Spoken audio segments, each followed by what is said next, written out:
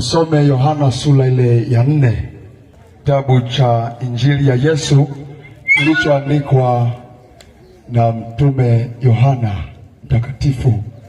Naomba nisomee hapo kuanzia mstari wa kwanza. Inaniambia kwa habari ya mwanamke mmoja aliyekuwa ni Msamaria. Nyakati hizo katika taifa la Israeli waligawanyika katika vipengele vingi, na kwa sababu hiyo wakajikuta wanaishi kwa makundi. Na walipokuwa wakiishi katika makundi, wakawekeana na mipaka, hakuna kuingia sehemu ya watu wengine. Bwana Yesu asifiwe. Sasa Yesu anasikia habari za Mafarisayo na watu wengine wanaoendelea kumpinga, ya kwamba wanatengeneza namna gani ya kumdhibiti Yesu asihubiri Injili. Yesu alipozisikia habari hizo, akaondoka kutoka katika ule mji akaelekea mji mwingine wa Samaria. Na alipokuwa njiani, Biblia inasema akafika katika kisima cha Yakobo. Na alipofika pale, akakutana na mwanamke mmoja Msamaria. Na yule mwanamke alikuwa amekuja kuchota maji katika kisima kile cha Yakobo. Na Biblia inaeleza kisima kile, ukifuatilia vitabu vya historia, kile kisima kilikuwa kirefu.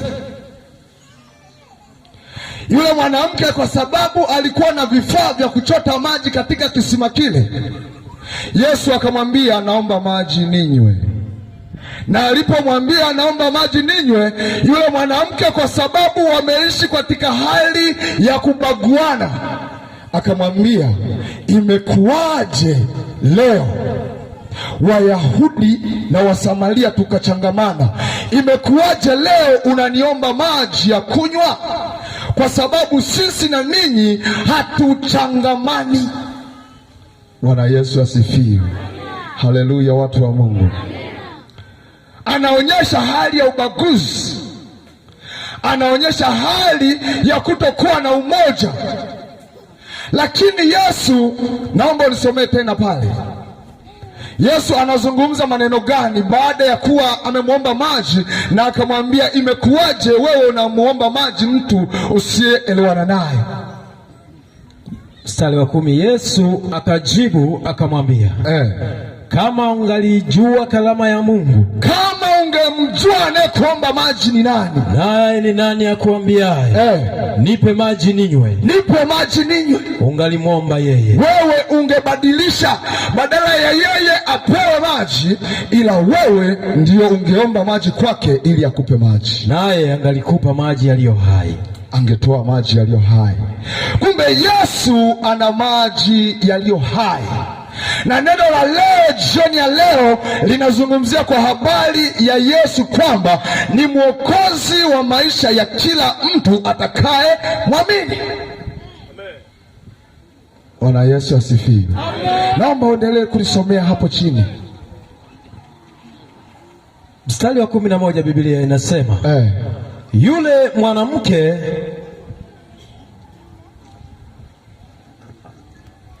yule mwanamke akamwambia, Bwana, huna kitu cha kutekea na kisima ni kirefu. Basi umeyapata wapi hayo maji yaliyo hai? Je, wewe mkubwa kuliko baba yetu Yakobo, aliyetupa kisima hiki, naye mwenyewe akanywa maji yake, na wanawe pia, na wanyama wake? Yesu akajibu akamwambia, kila anywaye maji haya hataona kiu tena. Kila anywaye maji haya hataona kiu tena. Walakini yeyote atakaye kunywa maji yale nitakayompa mimi, walakini atakaye kunywa maji atakayopewa na yeye, hataona kiu milele, bali yale maji nitakayompa yatakuwa ndani yake chemchemi ya maji yakibubujika uzima wa milele. Yule mwanamke akamwambia, Bwana, unipe maji hayo. Yule mwanamke aliposikia kwamba Yesu anayo maji yenye uzima wa milele, akageuza sasa akasema, Bwana, unipe maji hayo ili na mimi nisione kiu tena, ili na mimi nisirudi katika kisima hiki cha Yakobo kupanga foreni na chota maji haya, ila niwe na maji ambayo hayataisha ndani yangu. Endelea. Yesu akamwambia, sikia maneno gani Yesu anamwambia ya muhimu sana. Nenda kamwite mumeo, uje naye hapa. Yule mwanamke akajibu akasema, sina mume. Yesu akamwambia, umesema vema, sina mume, kwa maana umekuwa na waume 5, naye uliye naye sasa sio mume wako. Hapo umesema kweli. Yule mwanamke akamwambia, Bwana, naona ya kuwa unabii. Baba zetu waliabudu katika mlima huu, nanyi husema ya kwamba huko Yerusalemu ni mahali patupasapo kuabudia. Yesu akamwambia, mama, unisadiki, saa inakuja ambayo hamtamwabudu Baba katika mlima huu wala kule Yerusalemu. Ninyi mnaabudu msichokijua, sisi tunaabudu tukijuacho, kwa kuwa wokovu watoka kwa Wayahudi. Lakini saa inakuja, nayo sasa ipo, ambayo waabudio halisi watamwabudu Baba katika roho na kweli. Amen. Amen. Amen. Baada ya yule mwanamke kugundua kwamba Yesu anayo maji yenye uzima ndani yake ambayo hataona kiu tena, akamwambia Yesu, naomba unipe hayo maji ili na mimi nisione kiu tena. Yesu akamwambia yule mama, haya, unahitaji upate haya maji yenye uzima, nenda kamwite mumeo. Alimjua yule mwanamke, na yule mwanamke akatafakari, akaanza kupiga hesabu, akaanza kuwaza, akajibu, sina mume. Na aliposema kwamba sina mume, Yesu akasema, umejibu vyema, kwa sababu hata huyo unayelala naye usiku wa jana sio wa kwako. Maana yake yule mwanamke alikuwa ni kahaba mwenye kuchukua waume za watu na kuishi nao. Leo yuko na Johni, yuko na Isaya, yuko na Ahmadi, kesho yuko na Musa, wote anakusanya. Ina maana kwamba hana mume kamili.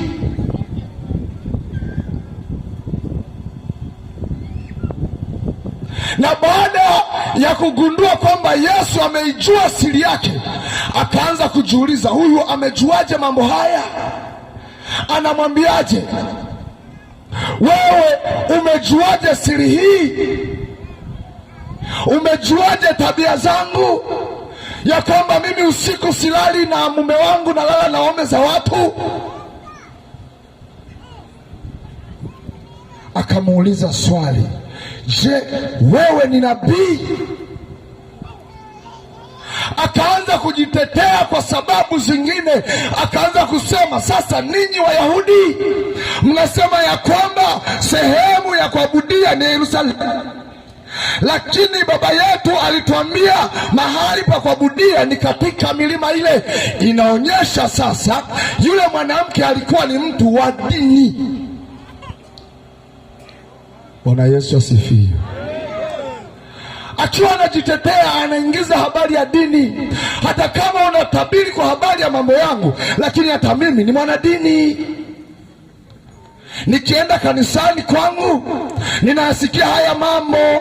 Akamwambia, haya, pamoja na kwamba unaenda huko kanisani, pamoja na kwamba unaenda huko msikitini, pamoja na kwamba unaenda sijui wapi kuabudu, je, nilipokuuliza leta mumeo, ulimleta? Akasema, sikuwa na mume. Sasa imekuwaje unaingia katika imani yako, katika ibada zenu, lakini bado mna mambo ambayo mnatembea nayo kwa siri? Yesu asifiwe.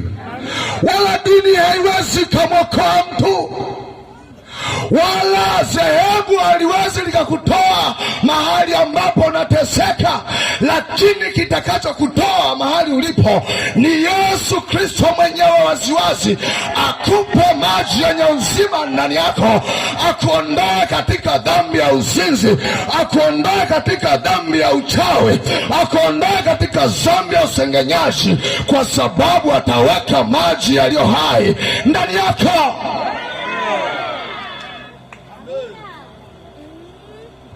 Umemaliza waume za watu, umevunja ndoa za watu.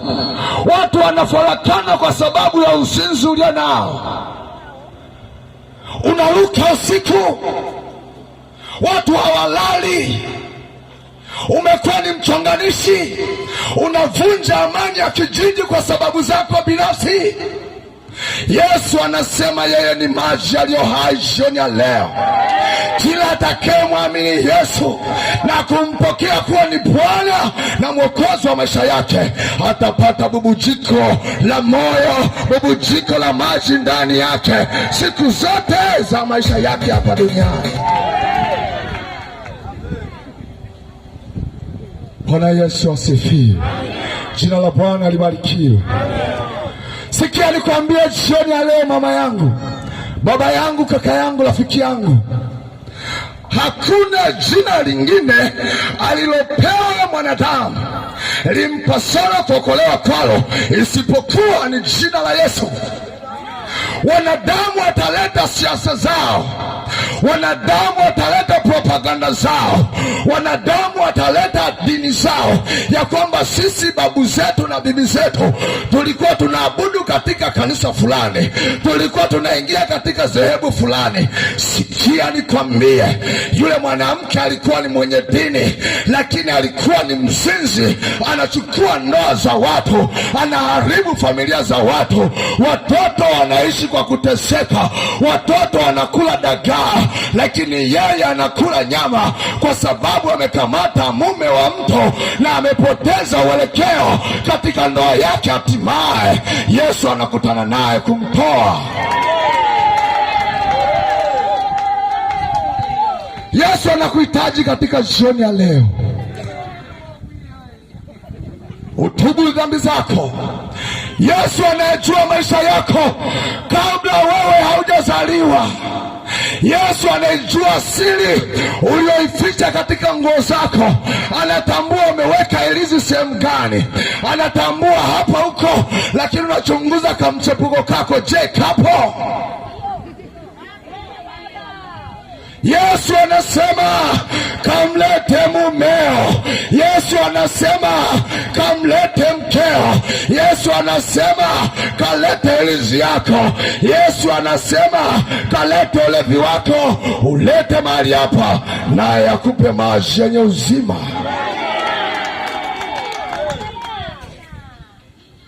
Na kila atakaye kunywa maji hayo wala hataona kiu tena. Na anasema dini haiwezi kukupeleka kokote, maana anasema saa yaja, na saa hiyo ndio hii, kwamba wamwabudio Bwana watamwabudu katika roho na kweli.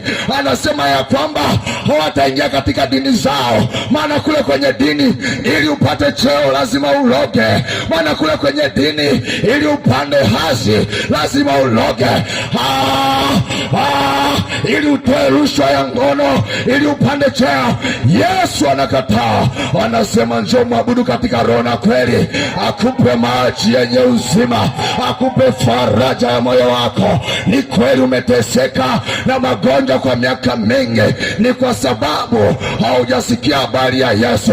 Ndio hii tunakwambia, Yesu anayo maji ya uzima. Bwana Yesu asifiwe. Watu wa Kigogo, jioni ya leo neno la Mungu linahubiriwa, na haya yote yako kwenye rekodi za kimungu. Mungu alijua kwamba siku moja tutakanyaga katika kiwanja hiki na kuambia kwamba Yesu ni Bwana, na kuambia kwamba Yesu ni Mwokozi, na kuambia kwamba Yesu ni mfariji, na kuambia kwamba Yesu ni maji yenye uzima, na kuambia kwamba kila aliye na kiu aje anywe maji ya Yesu. Bwana Yesu asifiwe. Mwanadamu yeyote, nimesema tukiwa ibadani, hawezi akaishi bila kunywa maji, na asipokunywa maji siku zake za kuishi hapa duniani ni chache. Na kila ambaye anaishi chini ya hili jua bila Yesu, maisha yake yako mikononi mwa Shetani. Maisha yake yamemilikiwa na waganga, maisha yake yamemilikiwa na wachawi. Ndio inafika hatua unasikia mtu kajikwaa kaanguka. Maisha yake kuna mtu alikuwa ameyashika na hatimaye ameamua kuyachukua. Lakini ukiwa na maji yaliyo hai, unatembea kifua mbele, kwa sababu unaye shujaa wa vita, kwa sababu maji yenye uzima yanatiririka ndani yako, yanakufanya uishi hapa duniani na yanakufanya uishi katika uzima wa milele. Naomba tusimame juu.